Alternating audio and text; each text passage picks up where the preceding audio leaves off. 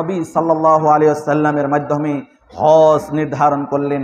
মানুষকে ডাকো, মানুষ যাবে, মানুষকে ওই যে ইব্রাহিম আলাইহিস সালামকে আহ্বান করছিলেন, ইব্রাহিমা মাকানাল বাইতি আল্লাহ তুশরিকি বি শাইআ ওয়া তাহহির বাইতি লিত তায়িফিনা ওয়াল কায়িমিনা ওয়ার রুকআইস সুজুদ ওয়াযিন ফিন নাস বিল হজ্জি আতুকা রিজালা ওয়া আলা কুল্লি যামিরি ইয়াতিনা মিন কুল্লি ফাজ্জিন আমিক। মানুষকে ডাকো, তারা যেন আসে, পায়ে হেঁটে অথবা ঘুর সাওয়ার হয়ে যে কোনো ভাবে তারা যেন আসে। এই যে রব্বুল আলামিন যে মানুষকে আহ্বানের কথা বলেছেন, মানুষ সেখানে গিয়ে এই আহ্বানে, এই যে আমরা যারা হজে যাই, যারা হজে গিয়ে হাজিরা দেয়, বলে উচ্চারণ করে লাব্বাইক আল্লাহুম্মা লাব্বাইক লা শারিকা লাকা লাব্বাইক, এই আহ্বানের সাড়া দেয়।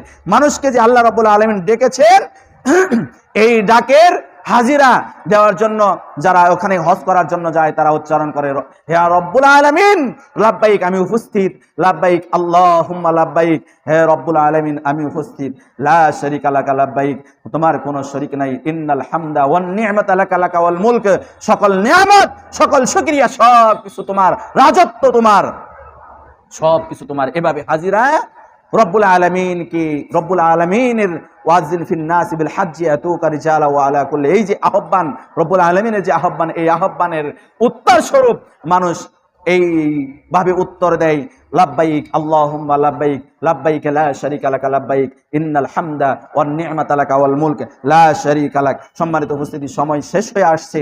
তো আমি হজ সম্পর্কে, আমি তো হজের বিস্তারিত আলোচনা করলাম, হজের ফরজ সম্পর্কে হজের ঘটনা আলোচনা করলাম, কিভাবে ইব্রাহিম আলাইহিস সালাম ঘর নির্মাণ করলেন, কিভাবে ইব্রাহিম আলাইহিস সালাম কি মানুষকে আহ্বান করলেন, তারপরে কি অবস্থা ছিল।